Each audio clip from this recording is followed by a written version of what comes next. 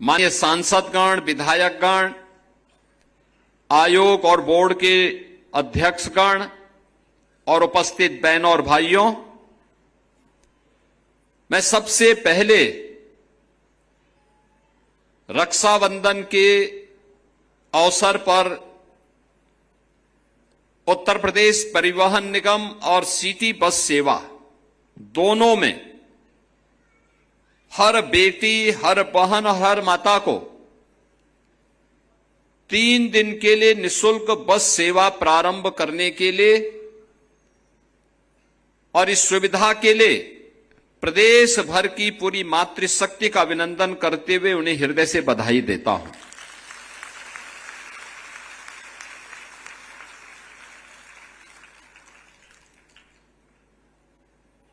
और 29 के बाद 60 वर्ष की कोई भी महिला जो उत्तर प्रदेश की वासी हो, अपना वोटर आईडी कार्ड दिखा करके या आधार कार्ड दिखा करके इस यात्रा का लाभ ले सकती हैं। उनसे कोई भी किराया नहीं लिया जाएगा। ये 2 प्रकार की सेवाएं आज एक साथ प्रारंभ हो रही हैं। पहली बार महिलाओं के हित में काम करने वाले हमारे परिवहन मंत्री श्री दयाशंकर सिंह जी ने कहा कि ये कब घोषणा करें। हमने कहा भी रक्षाबंधन से अच्छा अवसर और क्या हो सकता है। और आज रक्षाबंधन के अवसर पर हम इस यात्रा को प्रारंभ करने जा रहे हैं।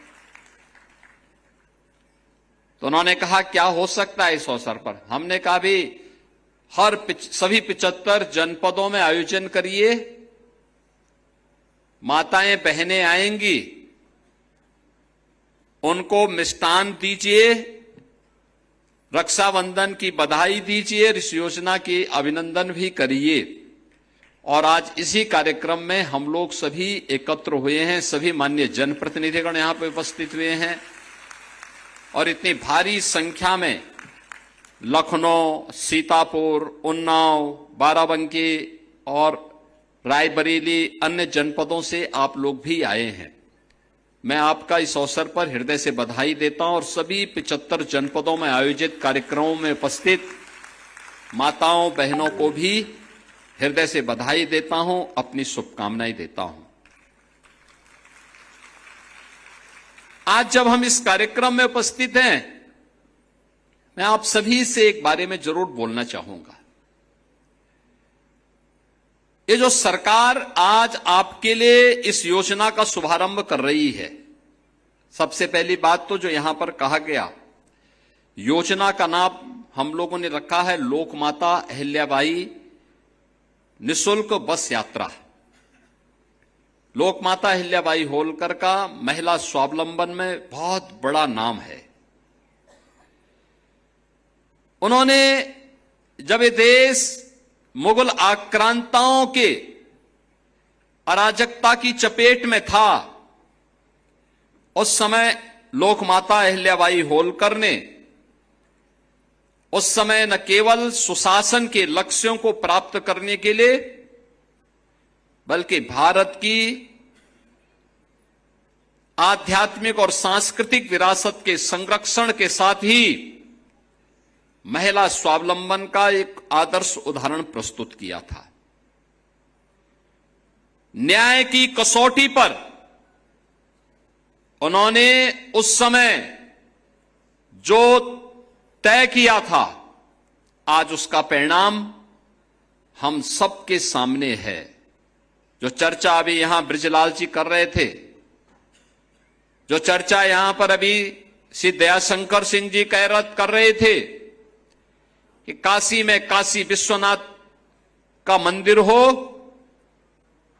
या फिर सोमनाथ के मंदिर का,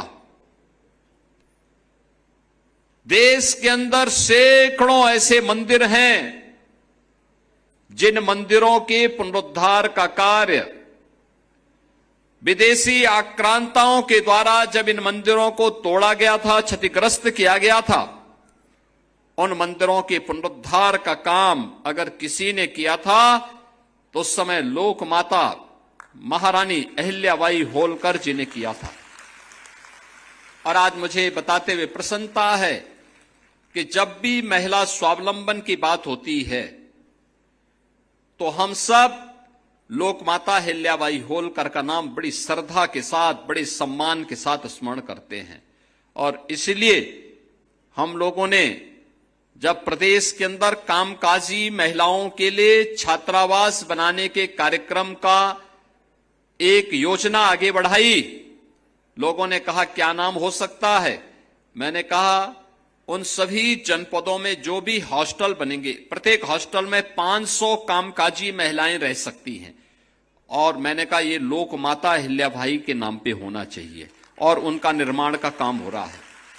ये लखनऊ में, कानपुर में, आगरा में, गाजियाबाद में, मुरादाबाद में, बरेली में, प्रयागराज में, अयोध्या में, गोरखपुर में, काशी में, झांसी में, सभी जगह लोकमाता अहिल्याबाई होलकर के नाम पर कामकाजी महिलाओं के लिए छात्रावास के निर्माण का काम किया जा रहा है, जहां पे माताओं को, बहनों को, बेटियों को जो कामकाजी हैं उनको वहां पे निःशुल्क रहने की सुविधा प्राप्त होगी।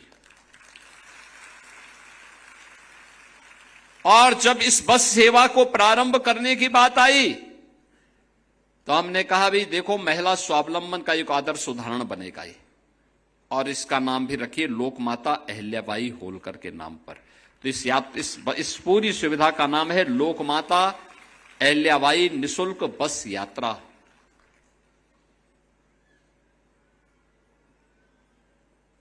यानी कल से लेकर यानी 27, 28 और 29 को तो हर बेटी, हर बहन, हर माता अपने एक सह यात्री के साथ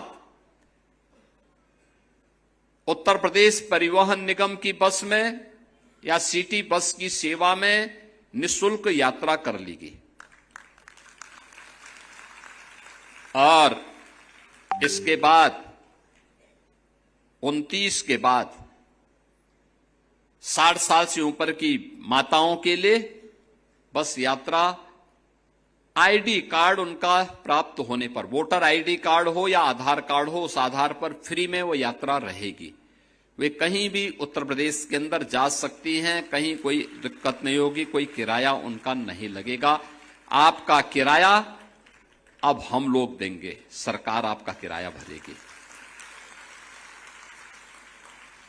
इसलिए इन दोनों स्कीम को एक साथ यहां पे लागू करते हुए मुझे बहुत प्रसन्नता की अनुभूति हो रही है। बहनों, माताओं, आज जब हम सब यहां पर उपस्थित हुए हैं तो मुझे यह बताते हुए प्रसन्नता की अनुभूति हो रही है कि हमारी सरकार डबल इंजन की सरकार है, जो प्रधानमंत्री मोदी जी के मार्गदर्शन में, उनके नेतृत्व में काम कर रही है। और प्रधानमंत्री मोदी जी के कारण पहली बार आधी आबादी को शासन की योजना से जोड़ने के लिए एक व्यापक कार्य योजना बनी। वे कार्य योजना का हिस्सा है, वे सभी स्कीम है जिसमें बेटी के जन्म से लेकर के उसकी शिक्षा तक, बेटी की शिक्षा से लेकर के उसके रोजगार तक, बेटी के रोजगार से लेकर के उसकी उद्यमिता तक, और जीवन के हर पड़ाव पर सुरक्षा, नारी की सम्मान और नारी के स्वावलंबन का की गारंटी। यानी हमारी हर योजना, सरकार का हर निर्णय, सरकार का हर बजट इन्हीं उद्देश्यों की पूर्ति करने के लिए समर्पित है। यानी सब कुछ जो भी है, आधी आबादी उससे अलग नहीं हो सकती, और उनको भी पर्याप्त प्रतिनिधित्व प्राप्त हो, इस दृष्टि से ये सब कार्य सरकार ने आगे बढ़ाने का निर्णय लिया। आज जब इन सब बातों की चर्चा करता हूं, मुझे 2017 के पहले की भी सरकारों के कार्यप्रणाली याद आती है। 2017 के पहले एक दौर था, उस समय ये हर बेटी, हर बहन और हर माता की जवान पर एक नारा गूंजता था कि देख सपाई बिटिया घबराई। यानी जिन गुंडों को देख करके बिटिया घबरा जाती थी, यह नारा उस दौर के, उस गवर्नेंस के मॉडल का नाम है जिसमें बेटी की सुरक्षा पे संकट था, जहां पे उनका कोई सम्मान नहीं रह गया था। और स्वावलंबन की बात ही कहां, जब सुरक्षा नहीं, सम्मान नहीं, तो स्वावलंबन कहां से? न कोई इंटीग्रेटेड हेल्पलाइन थी, न कोई कमांड सेंटर था, न सीसीटीवी का नेटवर्क था, न महिला बीट सिस्टम था, न महिला हेल्प डेस्क। पेंशन और छात्रवृत्ति बिचौलिए तय करते थे और पुष्टाहार पर माफिया का कंट्रोल था। उत्सव से पहले उपद्रव हो जाते थे और कर्फ्यू जब लगता था तो सबसे ज्यादा परेशानी होती थी माताओं बहनों को।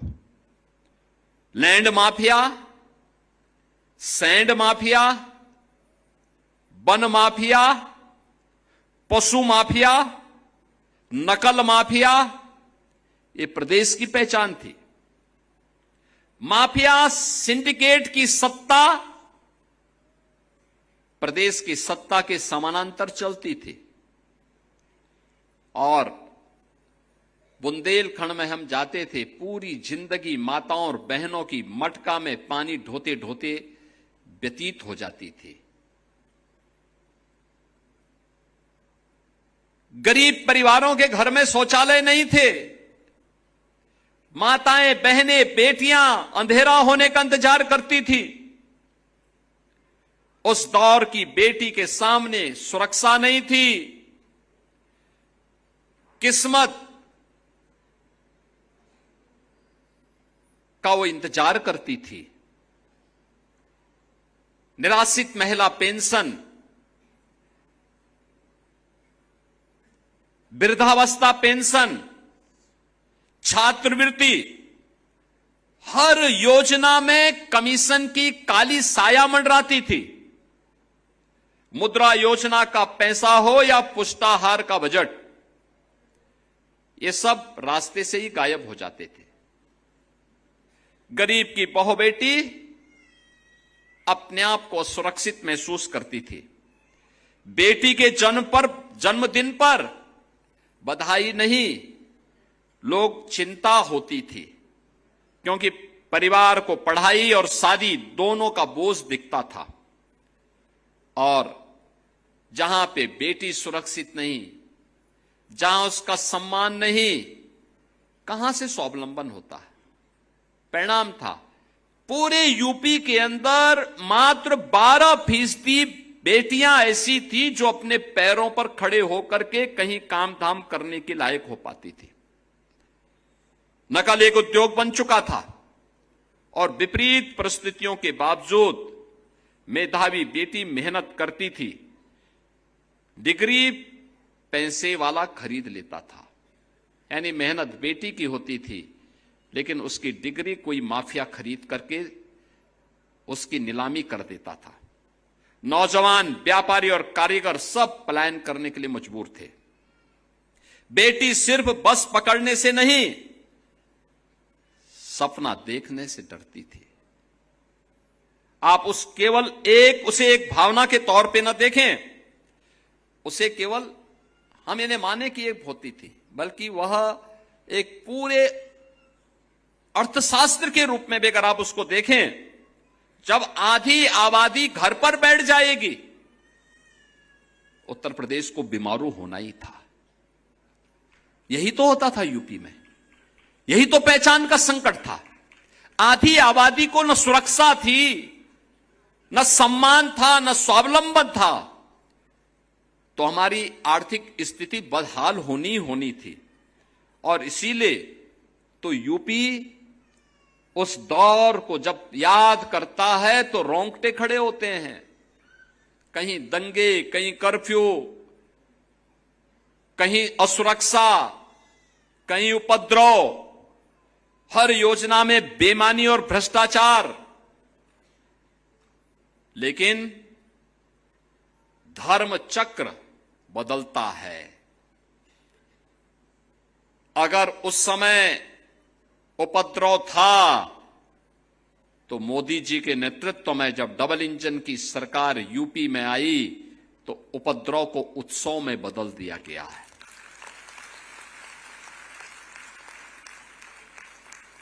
कर्फ्यू और दंगा से मुक्त करके यूपी को चंगा बना दिया गया है।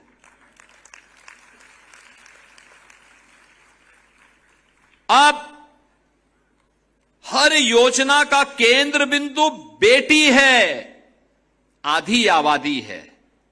हमारा पहला संकल्प था उत्तर प्रदेश की बेटी को भय मुक्त वातावरण देंगे,